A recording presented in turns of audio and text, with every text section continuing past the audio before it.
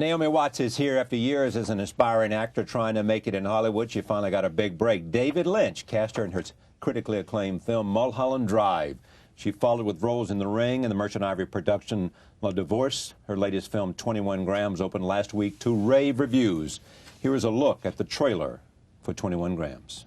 Sean Penn said this about her: "I have to thank David Lynch for making us wake up to one of the great gifts an actor can have." Naomi Watts. He did say that. Full of baloney. No, it's not true. But you just said the same thing about him as we were watching him, saying that he is as good as it gets. Yeah, and I think he's getting better. Yeah. Which is hard to believe when you see such an incredible body of work over so many years. When you say that about an actor, what are you saying? I mean, what is it that that means, greatness? That he's continuing to surprise us and transform and tell incredible stories and yeah, keep us guessing. Yeah. Mike Nichols once said to me in an interview that what he expects from an actress or an actor is to surprise him. Mm-hmm. He wants them to take him somewhere that he didn't even imagine. Yeah. Do something with it that's beyond his expectation. That's what actors want to do. I mean, we all look for that in every role we take on, and hopefully a good director will help you, you know, transform and change and reach new places. Is there something in the water down in Australia that's producing all of you? I mean, you and your longtime friend Nicole. I don't know what it is. Heath. Yeah, Russell, Kate. Blanchett. It's hard to describe it in one sentence, but there is lots of things that make for the talent that it produces, and I think part of it has to do with the government-run drama schools. Really? So you have incredible encouragement there, and we're so grateful that we're not afraid to work hard, you know, and yeah, I don't know. When did you fall in love with this notion of acting? Very early on. Really? Yeah. I was about 4 years old, and I saw my mother on a stage.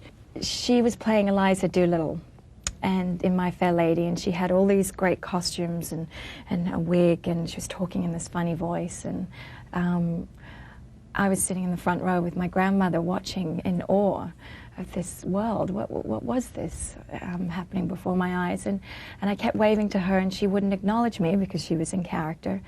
And then finally, you know, after much waving about, she finally gave me a little wink or something, and I just felt transported into her imaginary world and kind of understood it and saw it as this make-believe world that I wanted to be a part of.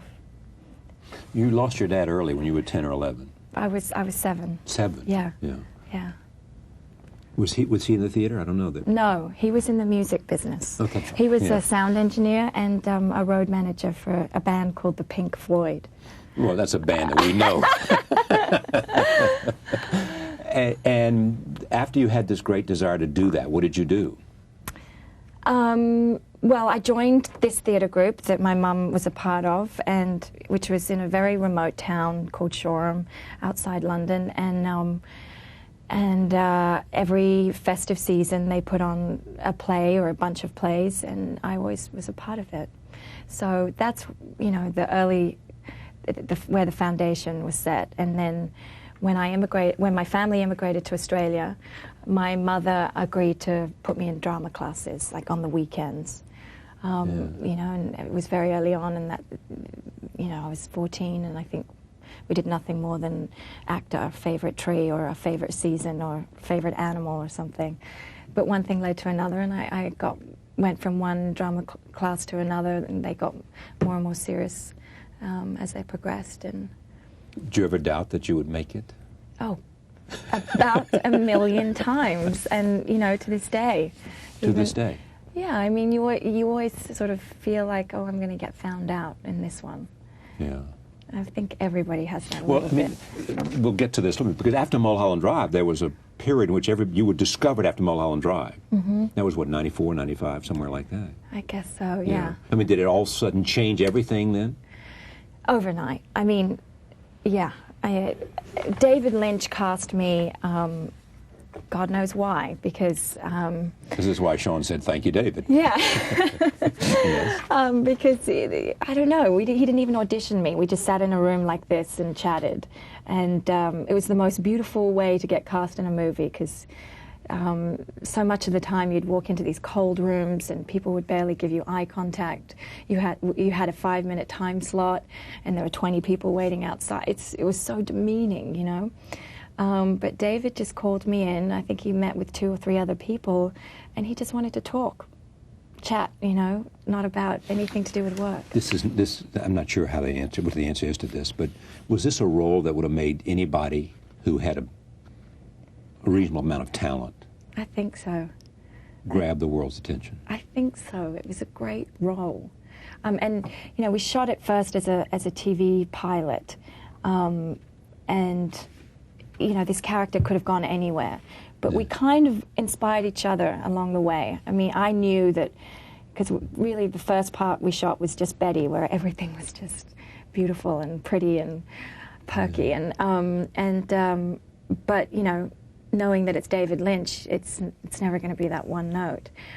So we could tell that she was going to go into this dark place, which we never got to really shoot, except for the audition scene in Mulholland Drive. I read somewhere where you had talked about something about like this, you know, that, you know, people said, how do you feel about exhausting yourself emotionally? Mm-hmm. You know, giving everything you have got, taking yourself to the edge. And you said, that's what I want. That's the reason I do what I do, yeah. Tell me more. I don't know, it's cathartic, I find it fun. I know that sounds bizarre, but I find it beautiful to be able to express emotion, and cleansing and liberating, and you know, I find it somehow, maybe it's cowardly, but I find it much easier to do it through the voice of another woman than my own, and therefore my characters teach me along the way the things I need to discover in myself. And the joy for you in part, or the great satisfaction, or the great psychic income is, in a sense, finding out who that person is, so that you can climb inside and bring the skills you have to understand that character. Exactly. You put it beautifully. Well, so let's go to 21 Grams, because we'll talk more about this. Okay. So how does this happen? I mean, you get a call saying from this wonderful director. Yeah. I was shooting The Ring, and I didn't have any way to meet them because I was late finishing The Ring, and I had to go. Sean signed on by then or not? Not that I knew of. Okay. I didn't know anything about him. He wasn't telling me at that point. So I was going to Paris to shoot Le Divorce, and I had no window to meet these guys, but I couldn't pass up the opportunity. I just had to meet them. So they came to my set where I was shooting The Ring. These guys are the writer-director combination. Yeah, Guillermo, Alejandro. And I, by the way, just, you know, had seen Amores Perros not too long ago, and it really stuck with me. I just thought it was the most perfect Here's an film. interesting sidelight to that story, which is not your story, but Sean told me that he saw that and picked up the phone and called him, Alejandro, to say, sense. I really loved your film. And then Alejandro remembered him and... Right. Well, I didn't call him because he probably wouldn't have taken my call at that point. But you had the instinct. I did. So when they came to the set and said, you know, we want you in our film, I said, sight unseen, I will agree. I'll do it. Sign me up. That was it. You just said, I saw the other work and I'm ready. Yeah, because I feel that they made such an incredible story about suffering and tragedy and emotion, and it told completely without judgment, without ever manipulating the audience, and you know, great performances. I thought, wow, I don't care what the role is, how big it is. It's good company, isn't it? Yeah. I mean, that's the other thing I would assume about acting. It is such a collaborative kind of profession, because you are better because of your fellow actors. Well, and here, when you've got a great script and a great director, and Benicio and Sean and others. Yeah, if you don't get better in that surrounding, then you never will. Or if you're not charged up for it. In other words, it's like playing somebody in tennis who's better than you are. This film is not shot in a linear narrative form. No. That's an understatement. Yeah. You see different points in the lives of all these characters, early on throughout the film, and you don't always know where you are and what you've just seen, and that's part of what's he trying to achieve by doing that? Well, I think he's telling the story in the way it wants to be told. And, you know, when we talk about our own life experiences, we don't go A, B, C, Exactly. we jump back and forth. And it keeps the audience actively involved. And I think that is much more rewarding, you know, when you walk away from the film. And you saw that in the earlier film. Yeah, It's the same thing. exactly, yeah. I mean, there's just not this linear narrative. This is a scene, and we can set this up, where Sean, in a sense, comes to you for the first time. Yeah, he's... What should we think about in this scene? Well, she's in a place where she's in an enormous amount of pain and not willing to let anyone in. She's just existing, basically. She's gone back to substance abuse. And if she allowed herself to feel, she probably couldn't be alive. Roll tape. Here's that scene.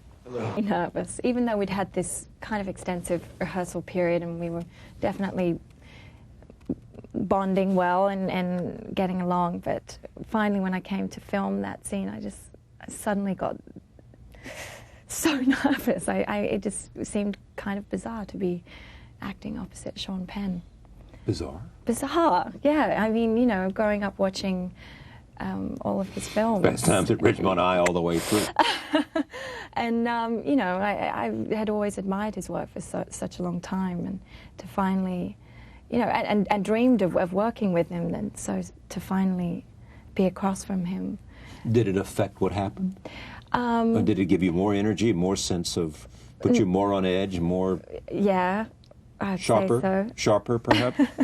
Maybe. I mean, the first couple of takes, I was almost having trouble getting the words out. And then I kind of got the giggles because I felt ridiculous. And I had to be in a very serious state, so...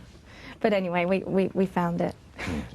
What's interesting about it is that the demands on him to play, and both of you, the two of you, and even Benicio too, to play one character. These three characters come together by this event, and yet you see them in such different aspects of their lives. Yeah. You know, when we meet you, you're happily married. You're with the kids, and he's... Yeah, we would never have come he's into with the contact. kids in a Yeah, we would never have, our lives would never have crossed if it hadn't have been for this freak accident. But the interesting thing is that Benicio and my story, although they're very different, they're quite parallel in terms of their journeys, how we both have come from hell and you know, and survived that. Him from a criminal record, you from drugs. Yeah, and we've got our lives back on track, and we're you basically through family, told, he through religion. Yeah, and we're told if we play by the rules, things will go okay, and so that when things, you know, get back into the chaos and the crisis happens, that's what, you know, creates all the anger and the turmoil and the need to seek revenge. Okay, this is a different scene. This is when you come up and you confront Sean in a motel room. Take a look. Do you remember shooting that scene? Yeah, I do remember Tell that me, scene. what do you remember? Well, the great thing about Alejandro is he sets an environment whereby the acting is the first and foremost concern. And when I say that, I mean we shot that scene a completely different way for a good portion of the day. And we decided that it wasn't right, or that we could find a better way to shoot it. And so he scrapped it. And that's a lot of time to give up in a shooting day. You and Sean found a better way? Yeah, well, I don't know, we hit a wall in terms of, you know, how the scene was flowing, and then we just said, okay, let's just stop and put the camera away and work out a better way to do this. And we did, and that was what we ended up with. But the reason I say that is because Alejandro, I just respect him so much, because it's all about the performance. And so much of the time when you go to work as an actor, it's not the first thing on the list. It's quite often, you know, 2 or 3 things down. Well, what could be first? Well, the camera moves. Stuff like that. Yeah. I mean, the style of the picture. There's so many other things that get in the way of the acting process. You were sort of good friends with Nicole, right? Were you in her shadow? Or not? I never saw it like that. I mean, there's... Did she get a break first? Oh, yeah. I mean, yeah, way before. In Australia, she'd done quite a few things when I met her. When I first worked with her, we did flirting. Yes. Well, not first, the only time we've worked together. And she'd already done quite a few things, and she'd done Dead Calm, and it had been released and been a big success. So she was already, you know, very much on her way. Yeah. And then coming to America, obviously, in a whole other league, and I was basically, when I came to America, starting all over again. And yeah, I mean, that's what I'm trying to get at. There was almost, people say, a 10-year period there for you. Yeah, exactly, 10 years. 10 years. Now, when was that? That was from when to when? Yeah, from like 22 to 32. I'm 35 You're now. 35 now? Yeah. So this was... Yeah, till very recently. Yeah. In which you didn't think what? It just wasn't happening. No, but there were bites along the way. I mean... Bites. Bites. You know, moments that Yes. kept me just as I was about to run, and, you know, pack my bags. You actually thought about running and packing your bags? Many Not for times. a moment. Not for a moment did you think seriously about doing that? No, I really did, Charlie. I really did. What would you have done? I don't know. That's why I probably didn't go through with it entirely, because I couldn't imagine what else I could do. I really didn't have a plan B. Yeah. It's the hardest thing for me to imagine. I mean, I'm enormously lucky because I get to do pretty much everything I want to do. And that's a gift from somebody. Yeah. You know, but the frustration it must be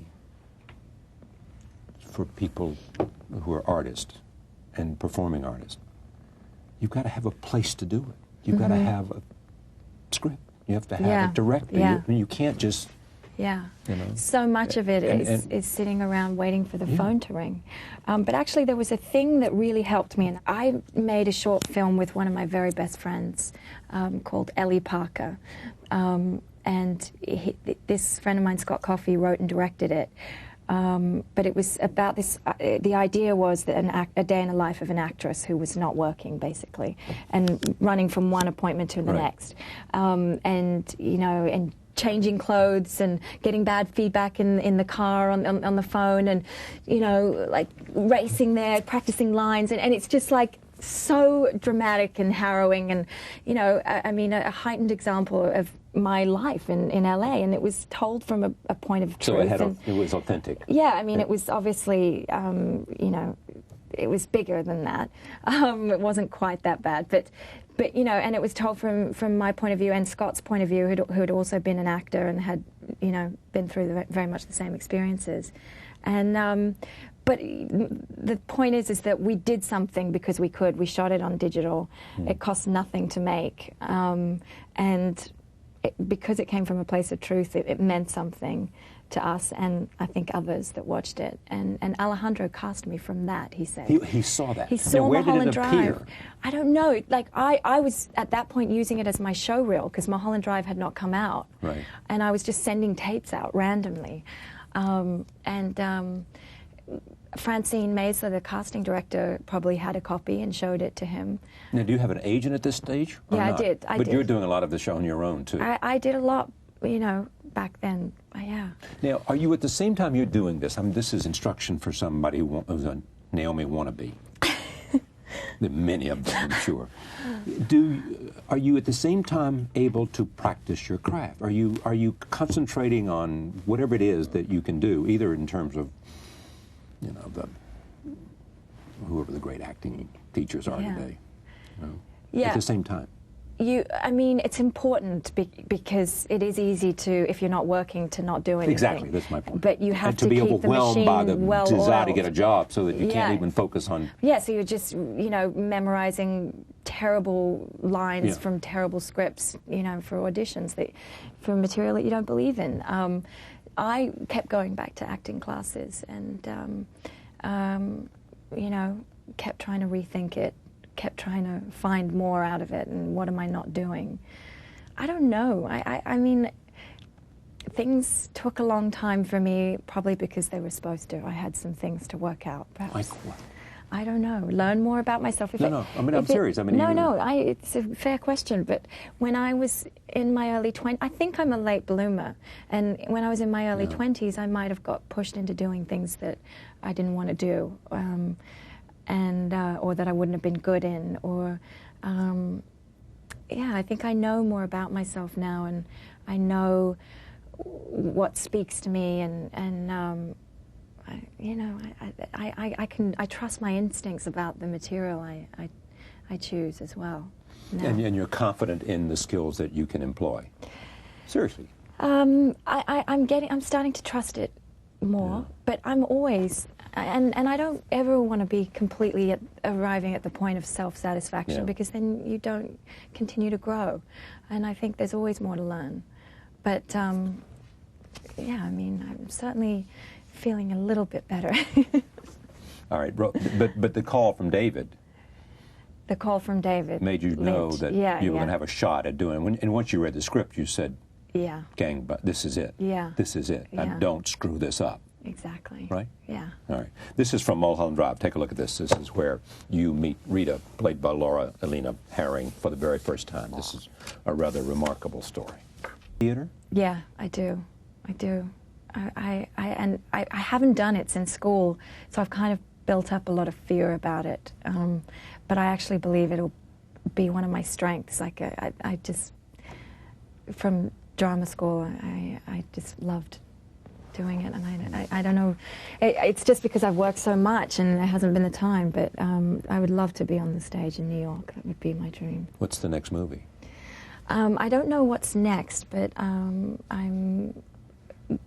there's this project called Betty Ann Waters, which is it's a true story. I don't know if you know the woman Betty Ann Waters, whose brother was convicted of murder, and he was innocent, and she basically gave up her whole life to defend him, went to law school and defended him. It's a beautiful story, and got him out. Who's going to direct? Tony Goldwyn. Oh, terrific. Yeah. And then there's King Kong. Oh, that's right. You're doing that with Peter Jackson. With Peter Jackson, I mean, from New Zealand. And, yes. Yeah. Who did also? Lord of the Rings. Lord of the Rings, yeah. It's a great pleasure to meet you. It really is. For having Again, me, actually. Charlie. That's the second time. Yes. But thank you for coming, and much success. Thank you so much. We'll be right back.